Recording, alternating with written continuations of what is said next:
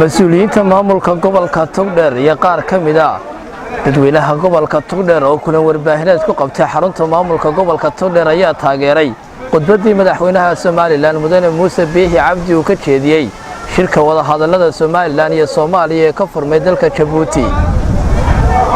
mas-uuliyiintan iyo sidoo kale shacabkani ayaa si weyn u taageeray khudbadda madaxweynaha Soomaaliland iyagoona si adag uga hadlay in aanay marnaba Soomaaliland aanay dib ugu noqonaynin midnimo ay la sameeyso Soomaaliya. hambalyayn iyo dhiirigelin aan ugu tahniideynayno madaxweynaha Jamhuuriyadda Soomaaliland Mudane Muuse Biixi Cabdi iyo waftigii uu hogaaminayay khudbadii qiimaha lahayd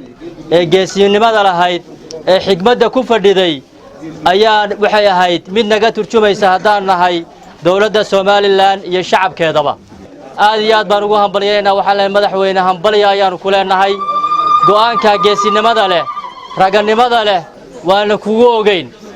madaxweynaha iyagu waa ku mahadsan yahay khudbadiisii wanaagsanayd iyo go'aanka uu ka qaatay shirkii Djibouti la isugu tagay go'aanka uu ka qaatay waa ku tahniideynaa waana ku garab taaganahay waana nagu matala sidii uu hadlay waxaan leenahay madaxweyne horow soco Soomaaliland ha noolaato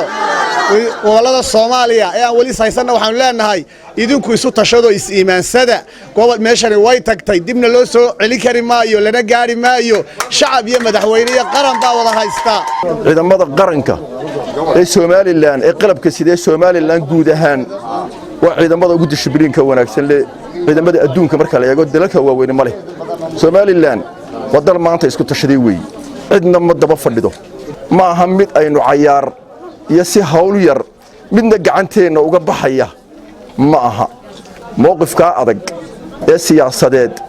ee maanta aad madaxweyne aynu maanta aad mayalka ugu haysa dalka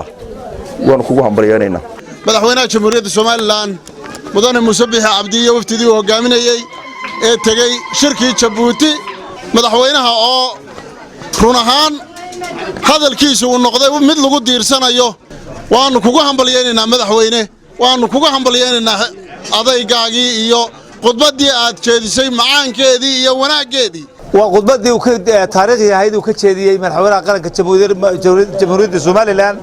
Muuse Biixi Cabdi ka jeediyay Djibouti ayaynu u soo baxnay inaynu taageero u muujino waanad ku mahadsantihiin dhammaantiin ciddii ka soo qayb gashay mas'uuliyiin iyo madaxba iyo mijaba aad iyo aad baan ugu mahad celinayaa mar labaad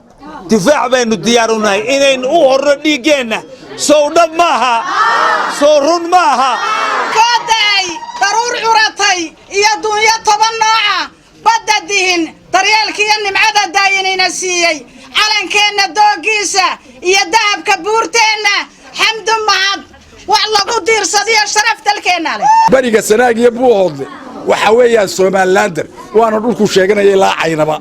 ee uu leeyahay madaxweynahan ku ahay kaasi nin riyooday un baan u aragnaa ad walbana waxa la tukadaa waqtigeeda maanta maxaa jooga halka ninka maalinta la joogay maanta maxaa bedelay waxa bedelay ninka koonfur soo qaada ama xamar soo qaada intaan afka laga hadlin in gacanta la saaro maalintii la qaadayay calanka halka laga qaadayay dhalinyaradii heesaha ku galbinaysay ee shacabka tumaysay baan ahay Cabdilaahi Maxamuud Muuse Xudayfi wararka telefishinka Ariel magaalada Burco.